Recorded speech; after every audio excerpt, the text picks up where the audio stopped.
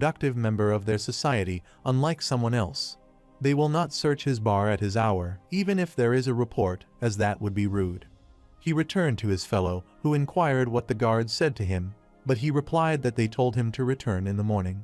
It was a big deal for them as it was just 400 crowns, and they already had enough to relax for a while, so they decided to get out of there. Derek was furious and didn't agree as he wouldn't be satisfied with just asking for his money because he went to see his friend get thrown into jail too.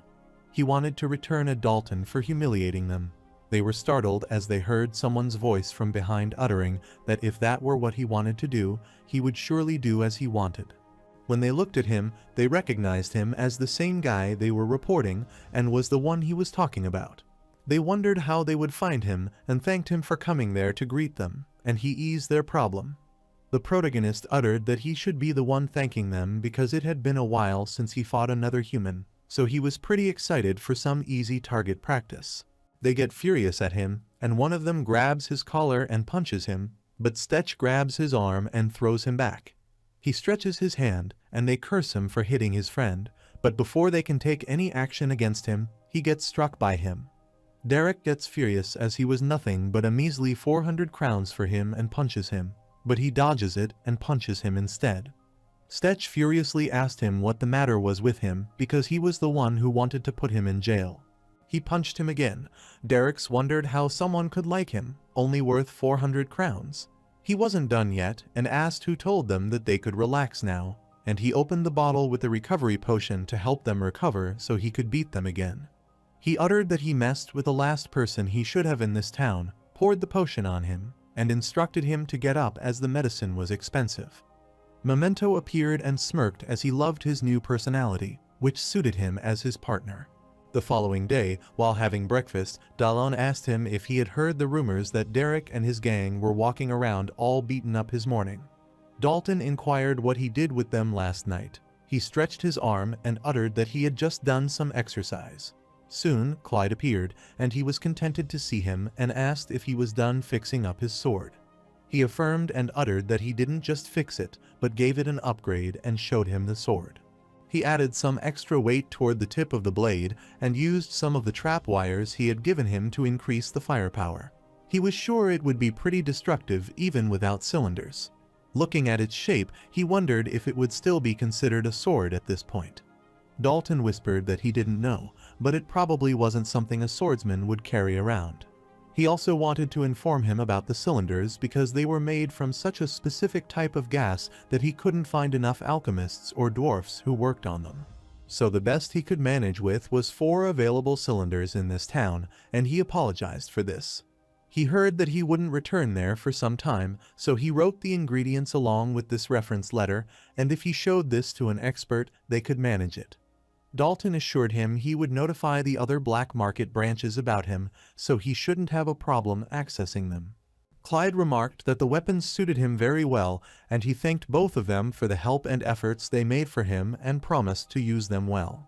Before he could leave, Clyde stopped him and wanted him to at least name the weapon before he went. It was alone in a kind of weapon, so it would be a shame if it didn't have a name. He thought for a while, and Memento suggested the name Penetrator, so he decided to go with it.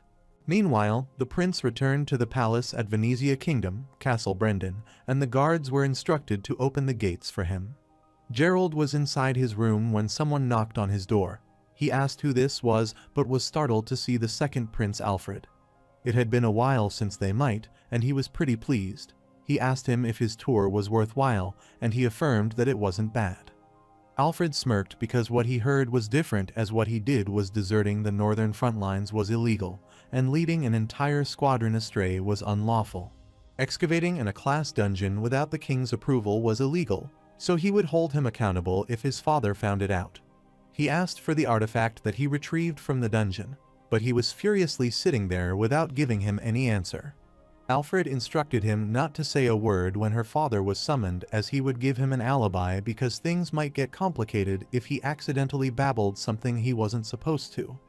But he couldn't understand a word he was spouting, and his brother threw a bag on the table.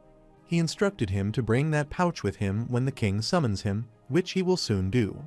Later, he was called by the king, and an announcement about his arrival was made. He greeted the king as his loyal servant and third prince of the Venezia kingdom. King Sincero, the 11th king of the Venezia family, uttered that he hadn't seen him around for some time and heard that he was pretty busy these last 2 weeks. Alfred explained that when his younger brother heard about the elven rebel army starting an uprising in the southwest, he rushed there to quell the rebellion, but before he could notify them, it was an unavoidable circumstance. Edril Henrietta, the general of the Western Front and first Prince Aide, was surprised to know about the armed elven uprising as she was the general of the Army of the West, which was news to her.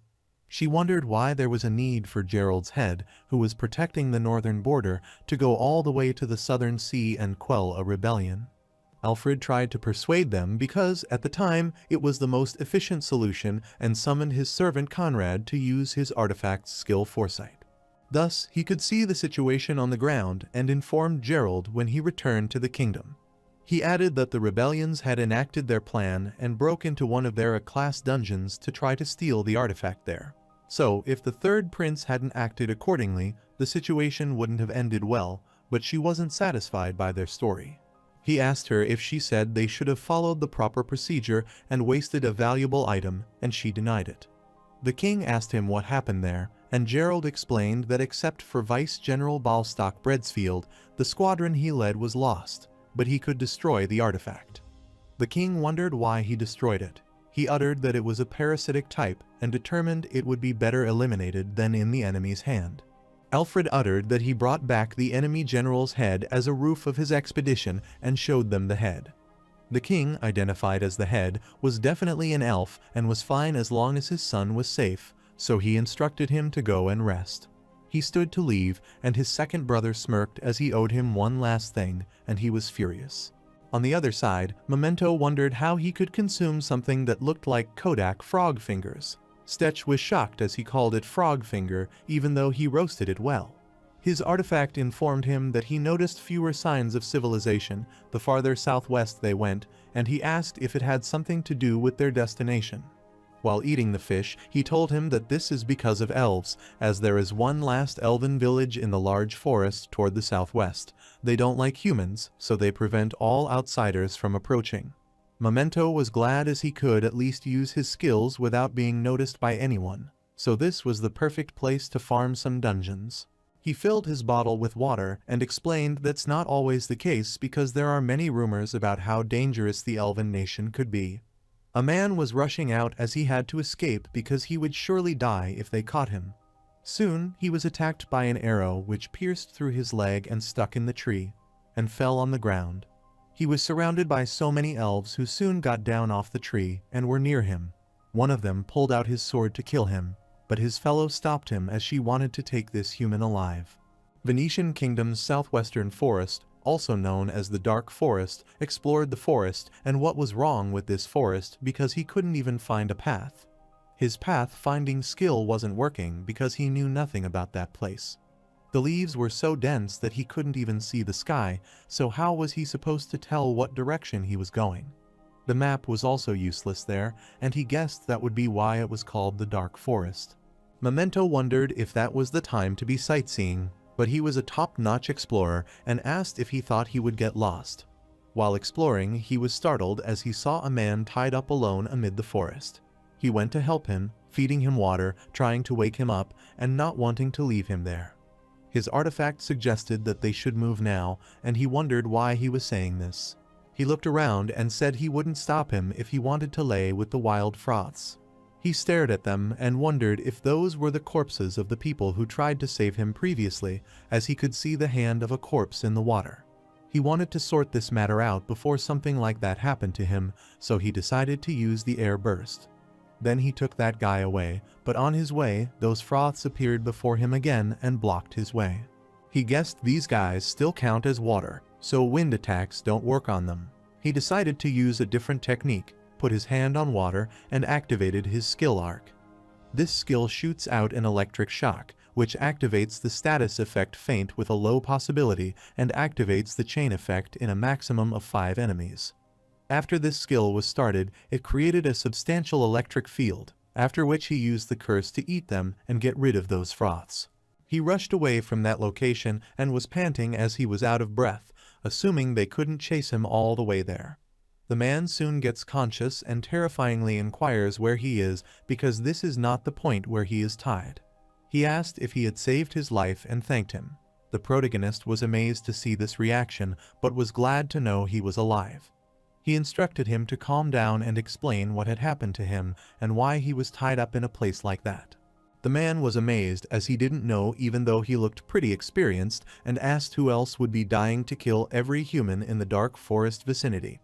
The protagonist understood to whom he was referring and asked if those were elves and wondered why he would come there if he knew they were that dangerous. They were part of the merchant group heading to the capital and had no choice but to cross the dark forest to meet their deadline. On their way, they get ambushed by a band of elves. Stetch asks if the corpse in the pond were his comrades. He started crying, and he couldn't do anything but watch as those cruel elves tied him up and put him in front of that pond so that when the crew came to save him, the monsters killed them. The protagonist doesn't want to leave him alone, so he suggests he would lead him to a point where he can find his way out. After that, he could find his way back to the village and asked if he could manage that alone. The man affirmed and said he would be indebted to him if he could save him. The protagonist is pleased to know that and wants a second and activates his animal instinct because something has been bothering him since he came there. Something was wrong with this place. Unlike typical forest animal noises, they were scarcer and scarcer the farther he went. But it wasn't like there weren't any animals, so the exit would be wherever the largest noises came from. He could find it and instructed the man to leave. Later on their way, he instructed Patterson to follow the road from there as he reached the cliff and thanked him for his help. He was happy as he was finally out and was alive. Memento asked Stetch if he noticed something, and he affirmed. He took out his sword, which startled Patterson, and he wondered what was wrong with him and why he would pull out his weapon. His eyes spread out of fear, but after gathering some courage, he suddenly inquired what he was doing. He rushed before him and stopped the arrow that was aimed at him to kill him and shouted to come out. The elves appeared and instructed him to hand that man over to them. Stetch asked what they would do if he didn't want to hand him over. She aimed at him and said she would not ask him again to hand that man over to her. The protagonist assumed that she seemed to be misunderstanding something because neither he was saving his face nor bluffing, and if she wanted to fight, she should be quiet and fight him. Memento appeared and remarked that he might have given up if he hadn't had him, but he told him to shut up. The elves' companions asked her what to do with him and if they should kill him. She suggested they should talk it out before they do anything rash. The protagonist was confused as he wasn't expecting this. The other two elves were also shocked by her decision. They were not beasts who harmed humans for no reason, and she don't like being misunderstood as such every time. She instructed her companions to be quiet and asked Stetch if he knew why they asked him to hand that man over. He refused, but he expected that she would explain the reason to him, which shocked Patterson, and he asked him if he would hear out. He told him to be quiet for a second, but before that, Elena asked him about the story the man had told him. After listening to his story, they laughed as he had a nice story and assumed what he had decided to say to him. He was grabbing Stetch with fear. She instructed him to follow her as she would show him something interesting, so he grabbed that man with his collar and followed her. She took him to the site where his cart was present, and he was shocked to see this. She asked him if he noticed anything strange about it, as this was the cart that Patterson mentioned. He noticed the direction was wrong, and they were ambushed, going to the forest. The tracks should have been heading toward the forest, but were heading in the opposite direction. This was the first thing she showed him. She took him to the pond, where he was tied. The protagonist alerted her that she shouldn't be there, but she wasn't afraid as this was their territory, so it was not a problem for them. She took out the hand of the corpse from the pond, which was the second thing as he said that he was the comrade of Patterson. Every human that has come to their forest has had that tag with them and asked him if he knew what death means, and if he knew about it, she wants him to tell her. The protagonist gets furious as he dares to lie to him and looks at his hand, which is the same as his fellow. He had no excuses because this tag was the mark of a slave trader. Patterson was terrified and asked him what he needed. He was also a human like him, so he wondered why he was siding with those pointy-eared freaking elves. The protagonist slapped him and wanted him to shut his mouth because he shouldn't have hidden it if he was so proud. He was amazed as he had some nerve running his mouth when he couldn't even admit what he did. Patterson cursed him as humans were also mean to him. Ileana asked for any suggestions about what he thinks they should do about him, but he didn't reply and was furious at him. He started running away before they could act against him, and she decided to take care of him in her own way. She shot an arrow at him, which targeted straight at his arm, and then she aimed at his leg, after which he knelt. The protagonist was amazed to see how she was hitting someone running at full speed so effortlessly while only aiming at the most pain-inducing parts. She went to him, and he apologized and promised never to do it again if she let him go and turned over a new life. He requests the protagonist to help and wants him to save him as they are both born humans. He was willing to give anything to him. He ignored him completely, and they aimed at his head and killed him. Later, she was washing her arrow and was surprised as this was entirely unexpected for his fellow human. She thought he would have wanted to protect his kind. Stetch Atelier regrets informing him that he is not as kind of person as she believes he is, as he has to be a mindless idiot or hypocrite to stop them. She aimed at him. She assumed that he might also understand that she must eliminate all intruders in this forest. The protagonist is aware of how harshly the people of Venetia have treated the elves, and she shoots at him. The protagonist smirked and uttered that because he understood him, that didn't mean he would let him do as she pleased. But the arrow didn't strike him, and she was surprised as he didn't even move. She wondered if he was a mage, but he didn't seem like one. The protagonist activated his active skill recovery to recover his stamina and injuries. He used his skill Crosswind, which emits a gust of wind from the body's center, rendering projectiles useless. She noticed his ring and wondered if it was an enchanting item, but her fellow didn't sense enough mana from him to be a mage. She instructed them to attack him until he didn't have enough mana left to use this ring, and they affirmed her command. They rushed away, aimed at him, and used the skill burst shot, which allowed 2 or more users to focus on one target's projectile with slightly more accuracy. The 2 arrows aimed at him, but with the help of his skill Crosswind, the arrows didn't target him, which shocked them. He wondered why they bothered explaining the situation to him if they were planning to kill him this whole time. Ileana doesn't want him to think that they're a race of people who were killed for no good reason, so she shoots an arrow at him. Memento instructed him to stop wasting his mana. Although his maximum mana did increase, it was already owned at 125 of 150, and he was aware of it. He blocked the arrow using his sword, which made him glad as the arrows were pretty easy to stop since they only aimed at his head. This doesn't mean he could keep blocking them forever, but if he uses his skills, they will surely lose a limb or two, and he doesn't want to harm them. Memento wondered what he was talking about as they would die without a trace, so he had no other choice. Then the air burst and his artifact found him quite a softie. He aimed at them, but as his artifact shot, the air burst. He moved his wrist down to the ground, which broke. Elves were worried about their senior, Ileana, and alerted her to watch out and be careful. But soon, the protagonist was near him and kicked bum on his face. She was watching this from behind and was aware that a standard item shouldn't be able to activate more than one skill. Out of curiosity, she asked him if that ring was an artifact, and Stetch affirmed that he had happened to get that. Her eyes spread out of shock as he cursed the spirit of the dead, and furiously, she aimed 2 arrows at him. She asked their deity of earth, Dystra, how could something be so disgusting? The protagonist wonders what she is saying as he feels she is saying something derogatory about them. Memento smirked and told him she was talking about how disgusting his face was. He thought she was talking about Stetch. He was shocked that she was commenting on his face without being attentive toward her.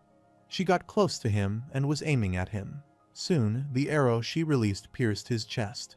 He felt excruciating pain because of this, but soon, his skill recovery activated, which automatically recovered his stamina and injuries. She identified his recovery skill and again looked at his wound, but he blocked the sight with his arm. He agreed that he underestimated her and couldn't believe he had been holding back against an elf. She found this all ridiculous as his body recovered again. The protagonist was aware that he couldn't hit her even if he tried to do it, so he decided to use the air burst at her. She recognized his skill and aimed an arrow at him, which blocked the activation of his skill.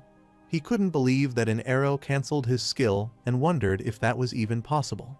Memento explained that skills like air bursts condense mana to create an activation core, which produces the skill effect. If the activation core is damaged during creation, it will disperse the mana and cancel the skill. But that only works in theory, as hitting the colorless core, the size of a seed, in 2 seconds by predicting his movement is quite tricky, so he doubts that she is an ordinary elf. He also thought the same, so he took out his sword and attacked her, but she evaded the attack. After he clicked the burst button, it caused an explosion, which made it difficult for her to escape. She realized this wasn't a standard weapon, and that he had more cards to show. He rushed toward her, which alarmed her, and she attacked him, but he evaded it using the crosswind skill. She comprehended that he was changing the projectile path with the wind, so she had to blow his head off at point blank. He moved his fist toward her, and she knew the ring was the only thing to be wary of at this range. But she was ready to cancel the skill when he tried to activate it, and then would aim for his head. She wasn't expecting him to punch her instead of using the skill, which shocked her, but she dodged it. The protagonist smirked no matter how fast she was. She couldn't move when she was up in the air. He grabbed her, sped his head, struck her, and uttered that too much sensitivity could be a problem too. After she becomes conscious, she sees him sitting before them and blabbing that he hasn't had this much trouble against an opponent since his swordsmanship lesson. She was alarmed and wondered what that human was. Stetch saw her awake and asked him what he was trying to achieve by going into the forest like this, and if he was also there to hurt their nation. He wondered what she meant, and was hurt as he had no business with elves there, and he didn't even want to fight them, but they were going to pay him for trying to take his life. He took their pouch and dripped everything out of it. While looking at the items, he reminded her that he was letting them off quickly as he thought he was going to die. So he decided to take these things as his prize. His behavior surprised her, so he told her to stop being surprised.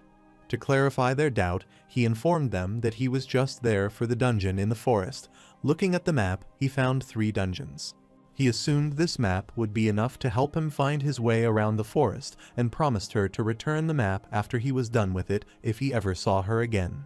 She was surprised and tried to stop him, but he bid his farewell to them and left for the dungeon. She was stopping him for some reason, but he did not hear her. Later, he found the dungeon with the help of the map he acquired from the elf.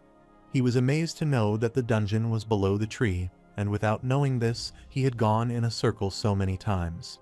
Memento wondered how he survived as an adventurer. He explained that the flora doesn't grow around dungeons under normal circumstances because of the mana density.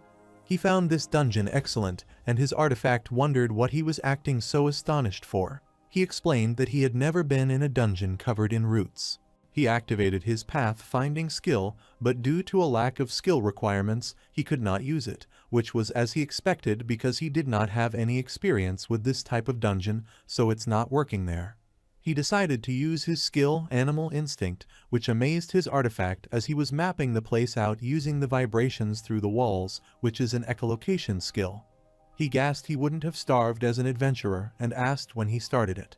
He started exploring at 12 because if he wanted to keep up with his lifestyle, he should at least be able to manage this much. After covering some distance, no monster appeared, which astonished him because something would have come typically after going this deep into a dungeon. He wondered how they hadn't seen anything because if there were monsters there, he should have at least been able to hear their heartbeat. The roots behind him started moving. Memento knew that he just had to say something about this, and he agreed after seeing a giant tree monster as he was right. He questioned who said that too much could be a problem too. He wondered if that was a monster too, and his artifact explained that it was root rigor, and he asked if that meant that all the roots around him would see him as an enemy. Memento suggested that it should be best for them not to touch these roots. Now he realized he wasn't picking up any heartbeats because nothing there was a heart. Without being aware of the dungeon, he was on the lookout for animals and monsters and realized that he has still a lot to learn. Abruptly, the roots from the above attacked him, but he escaped the attack by rushing back, even though many of them were pretty easy to deal with. He cut the roots with his sword, and then some other roots approached him from behind and tangled around him, restricting his actions. Memento remarked that he kept on jinxing at it, but they were startled as they suddenly saw the roots penetrating his arms and wondered what that was. His artifact warned him before not to touch them. Stetch Atelier wondered if that was the time for him to say that. The protagonist was worried as the roots were leaching on his blood and sucking his blood out. Everything started to make sense to him as he wondered why those roots were red, which must have been because they grew up leaching on blood. Those roots were digging more deeply, which caused insufferable pain for him, so he used his skill of crosswind, which diverted its path and destroyed them with a simple blow. Memento was startled as that skill wasn't meant to be used like that, but at least it saved him from becoming jerky. The protagonist gets furious at him for calling him jerky and curses it as he might get sucked dry if he lets his guard down again. This was the time for him to become a little serious, and he used a fireball because nothing is better than this against some trees. Fireball was a spherical flaming projectile that leaves a trail of flame and could be enhanced using extra mana. He threw that fireball toward those roots and was astonished.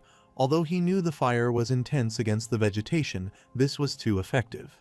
Memento reminded him to ensure he absorbed all the mana on his way out, and he affirmed as if it was time to devour everything on his path. Soon, a massive smoke appeared outside the dungeon, and he came out of the dungeon using the scroll. He was glad that he cleared the dungeon and checked his stats, which showed an increase in the limit of the mana of Memento Mortem from 150 to 250, and 2 new skills have also been added, which include Reflective Skin. He checked out some of these abilities again, but was unlocking the artifact's hidden skills. He absorbed 1 artifact. His current stored mana was about 4,000, and he didn't have enough mana to unlock his new skills.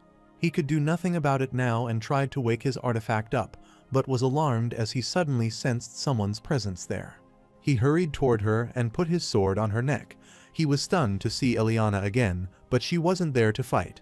He was sacred as he thought she came looking for a rematch, so he pulled back his sword and asked why she was there. He wondered if she was there to retrieve her map and assure her that he would give it back after he was done with it. She was not there for the map as he could keep everything he took from her, and she knelt before him as she needed one thing back from him. He wondered what she wanted from him, which made her knelt before him, and she asked for her pendant. He took the pendant out of his bag and wondered if she was talking about this. She affirmed and was about to say something when someone called her name. Her companion appeared, and they were glad she was fine. They reminded her as they agreed they had to move as a group. They saw him holding her pendant and wondered why he had that pendant, but Eliana punched them, and they knelt. They asked why she did that, and the main was also a bit confused. In the midst of this all, Memento appeared as he finally woke up and inquired what was happening. She again knelt before him and requested him to return her pendant as if she would do anything in return. He thought she was very naive as she didn't even know what kind of thing he could ask her to do and asked if he would also be one of those evil humans. She doesn't think a lousy human would have told her those things, as he even saved that human and let him die once he knew he was a criminal. Which was why she didn't think a wrong person would have done that, and he affirmed they could say it was the case. He inquired about the pendant and why it was so important to her, but she didn't reply to him. Since she didn't want to tell him that the pendant was so precious to her, he agreed to return it to her. But he had one condition, which she told him to say as she already said she would do anything he asked. The protagonist uttered that his objective was to destroy every dungeon in the forest, which shocked her. He wanted her to assist him, and when he had achieved his goal, he would return this pendant to her and ask for her opinion. He wanted her companionship so that he could avoid elves while he was looking at the dungeon, and if they did run into them, she would vouch for him. She could say whatever she wanted, that he was her slave, or she was taking him for interrogation, or say anything she wanted to. He wants her to help him avoid future fights with elves they might meet along the way, and she agrees. She handed a letter to her companion stating that she would be away for some days, so if the elders ask, they should tell them that she went to scout a very distant area and they shouldn't worry about her. The forest has been her home for as long as she can remember, and her grandmother raised her and told her many stories. There was something that she had always said about humans. Humans are creatures of greed. They couldn't stop at nothing to get what they wanted. And out of all the humans she had seen venture into the forest, none gave her a reason to believe otherwise. For the first time, this human had shown something other than greed. There was a strange silence between them, which made him feel so awkward, and he thought if she wanted to kill him, then she should just do it. Memento was amazed as they were about to kill each other just a minute ago, so it would be weirder to talk like nothing happened. He agreed, looked at her, and apologized for forcing her to follow him. She uttered that she wasn't sure if he was a person, but she didn't know if he was a good person either. She wondered why he would want to clear the dungeons around there, and even if he wished for the dungeon's wealth and artifacts, there was no reason for a human to look for them there. After all, there were countless dungeons outside the forest. He sighed but couldn't explain to her the reason, as that was a little complicated.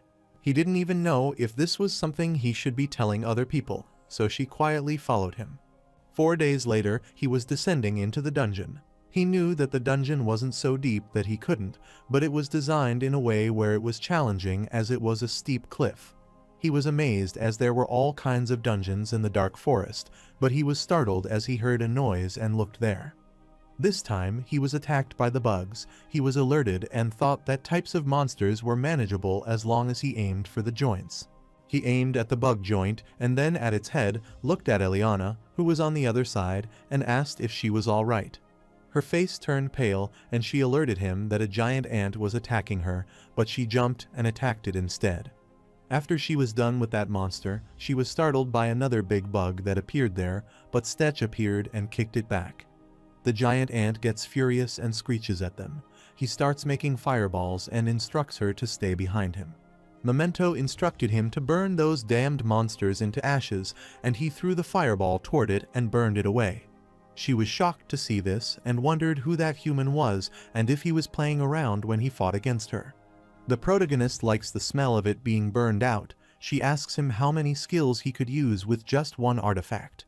He wasn't sure about it, so he answered that around 10 skills. He wondered if they had had to die like this, blocking the entrance without reason. They instantly threw themselves in the way to prevent the fire from spreading inside, which was quite impressive, and wondered why a monster would do this, and kicked them to make the way. Eliana knew it might be a little late to explain, but this dungeon's name was Small Bing. As he could see, the primary inhabitants were insects, mainly ants, except for some specific breeds. Most had a hard anterior. He instructed her that they had to head this way and used cursed eating on those dead monsters, so she inquired if all the artifacts had that capability. He doesn't think other artifacts could use this skill and wonders if this is that strange. Absorbing mana was inherently different from simply releasing it, which means his artifact could access something more primordial like the soul. He explained that his artifact could absorb the mana from the monster, but only from the dead ones. It doesn't harm people, but could absorb artifacts too. She didn't think it doesn't harm people and instructed him to follow her. Memento wondered why he didn't answer and if he agreed with her. It wasn't like he decided with and followed her, but he asked if he could trust her even though it was too late to ask this. His artifact was amazed because he didn't have a choice but to follow her, and he agreed, as that's why he so quietly went after her. They were pretty deep and wondered why it was getting so convoluted. The complexity of the structure was one of the reasons those elves couldn't clear this dungeon. He asked for a second so that he could find a way, and he attacked the walls with his sword, which produced vibration, and he used his animal instinct echolocation. He was startled as there were so many monsters inside.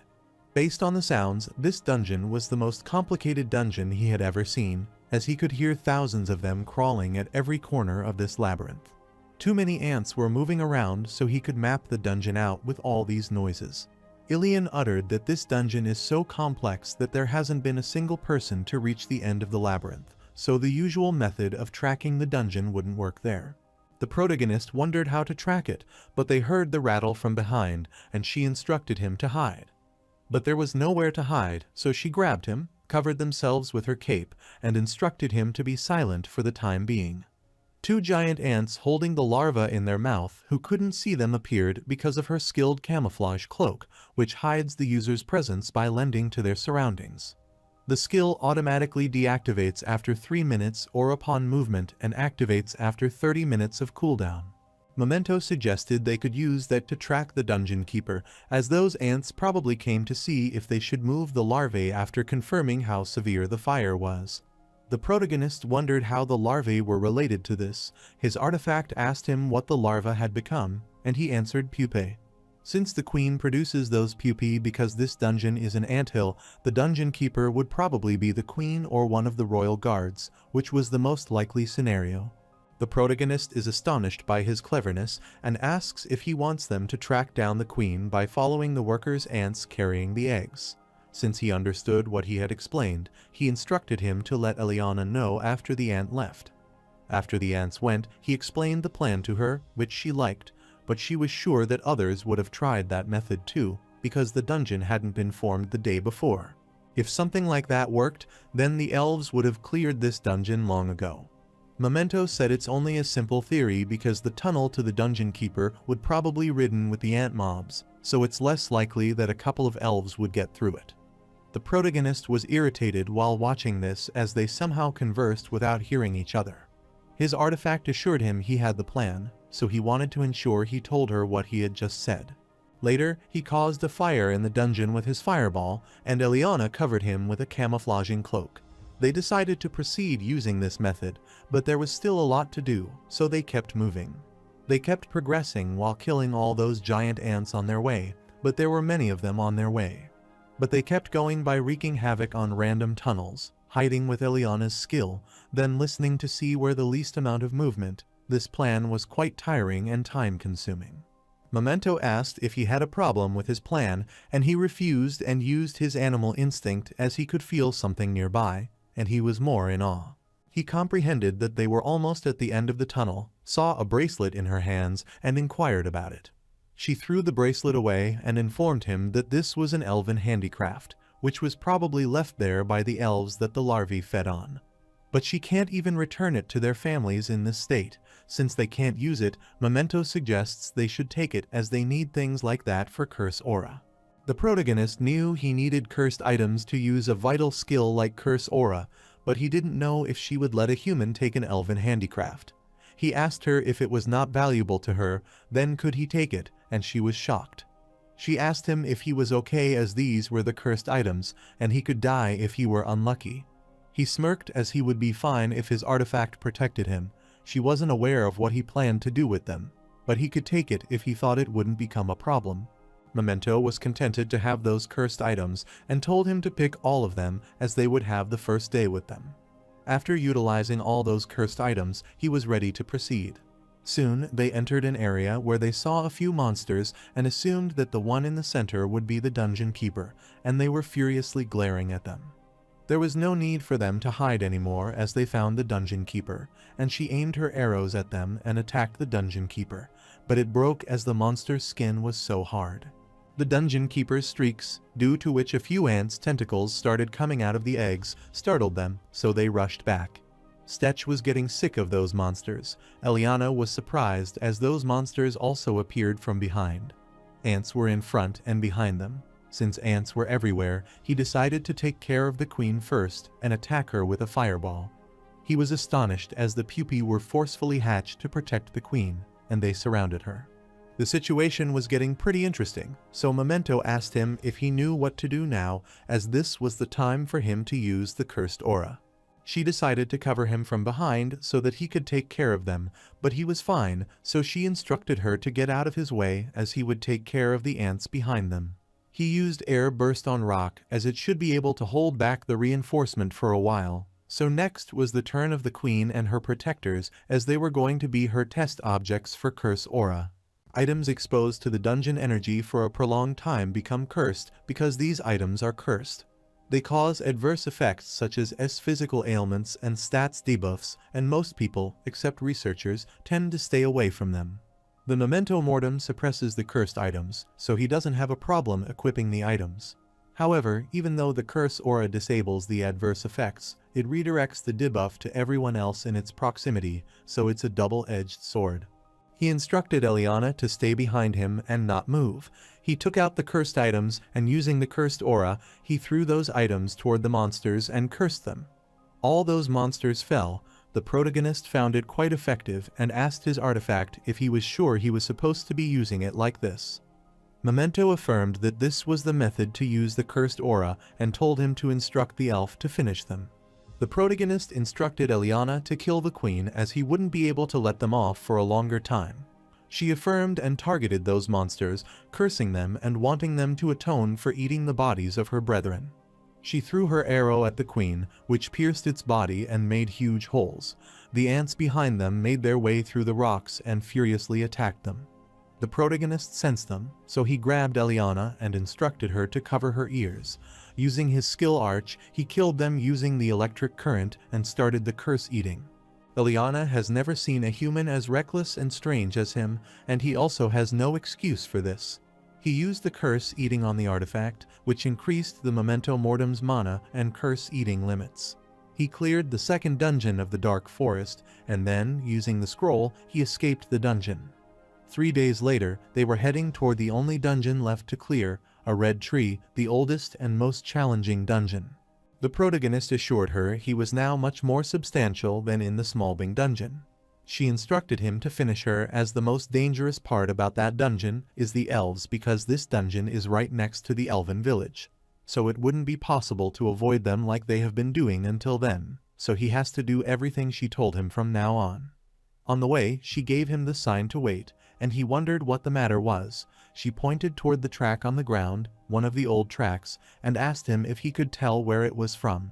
He thought it was the deer track, but he was close to the correct answer, but needed to be more suitable as the Strider boot left these tracks. This title is given exclusively to the most elite of the Dark Forest Elf Scouts, and all Striders have an inherent skill called Stride. No one can escape them. The few humans who know of them wouldn't dare come near this forest. He wondered what was wrong with the distance between those two steps, as they were pretty far. He apologized to her, as this was the first time he had heard about Striders, and supposed that if they were that infamous, humans should know about them too. She told him they were not the type to leave survivors, which was why humans weren't aware of them. She was sure that they couldn't beat him in a one-on-one fight, but if they came prepared to kill him, he would die before he could figure out where they shot him from. Since he understood what she meant, they kept moving. After covering a certain distance, she felt strange as she couldn't hear any animal noise. The protagonist wondered why it was that strange, because this was how this forest was from the beginning. He used his animal instinct and wouldn't feel even a single animal vibration. Ilian figured out that something was trying to target them, so she decided to try to locate them. They weren't even trying to hide that they were after them, so she wondered why they weren't approaching. She activated her skill, which enabled her to detect hostility with more proficiency, and she could gather more information about location and attack timing.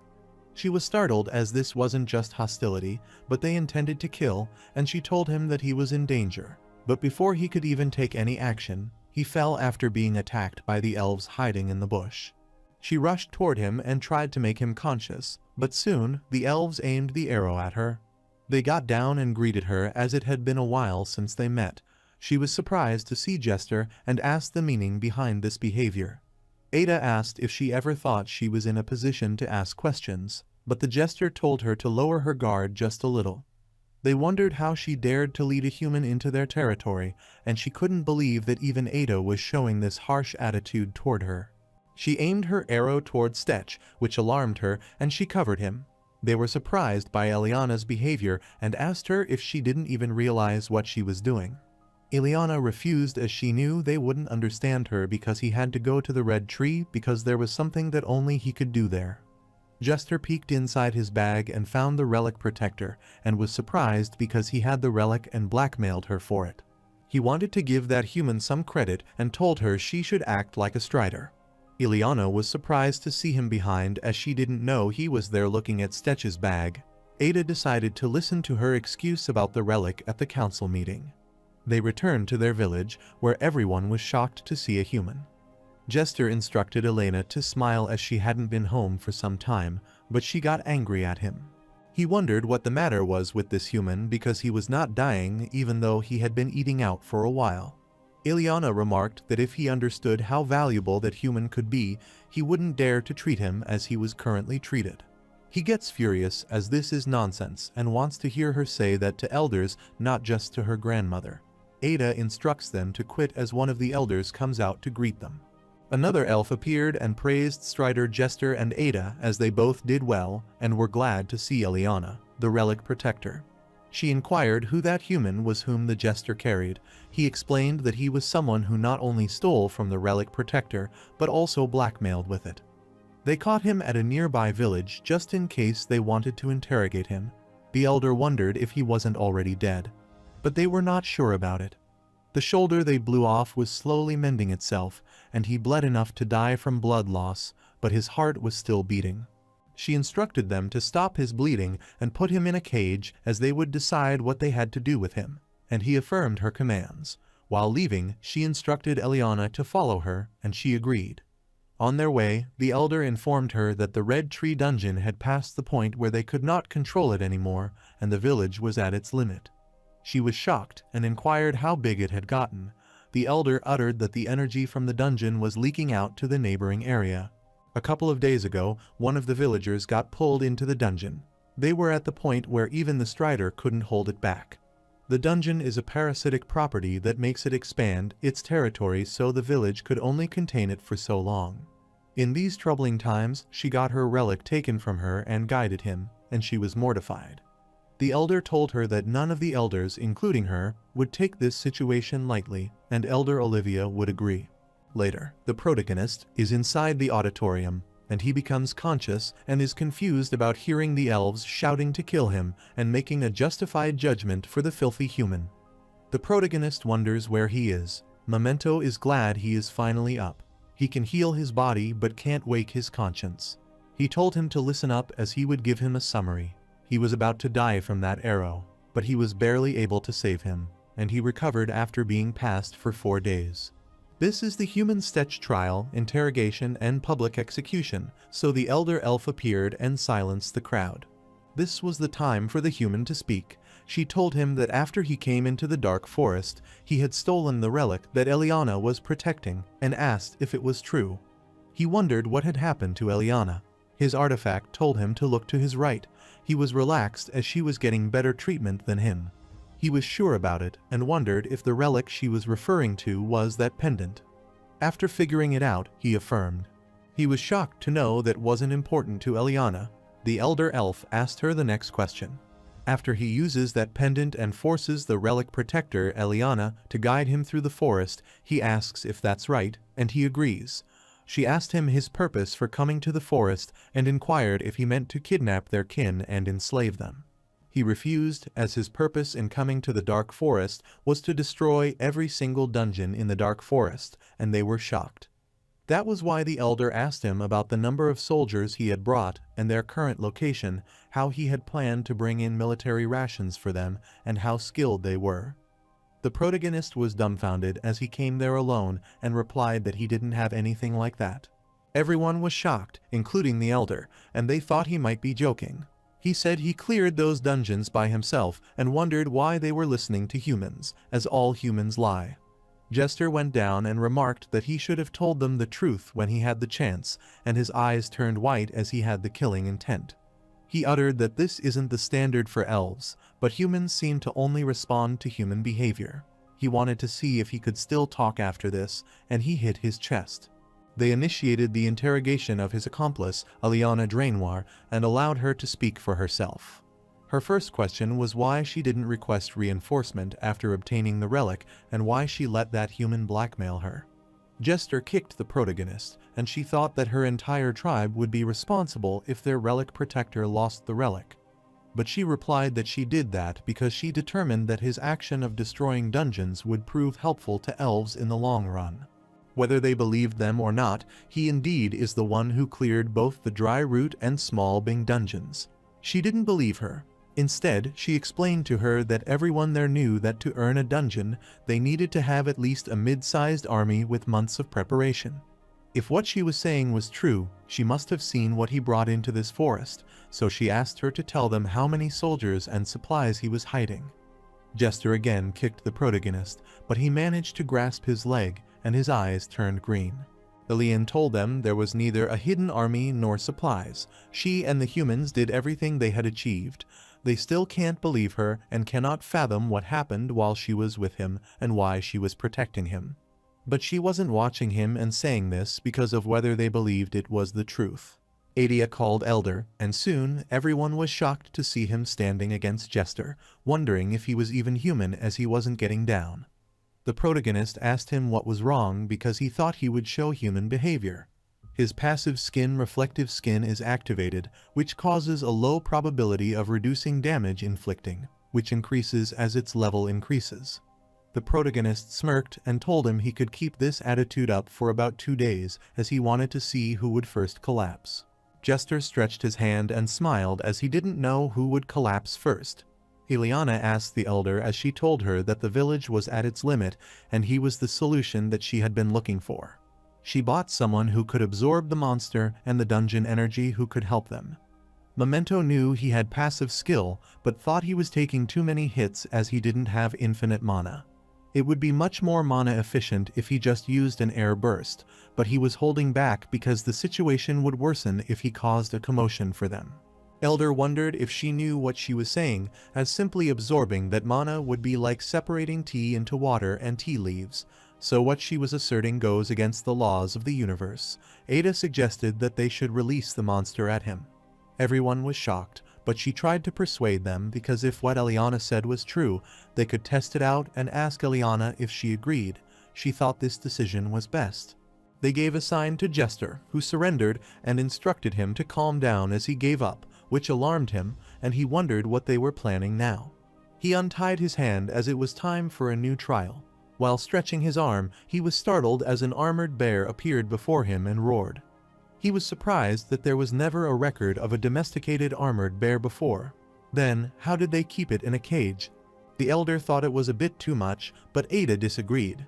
If what Eliana says is true, then this might not be enough.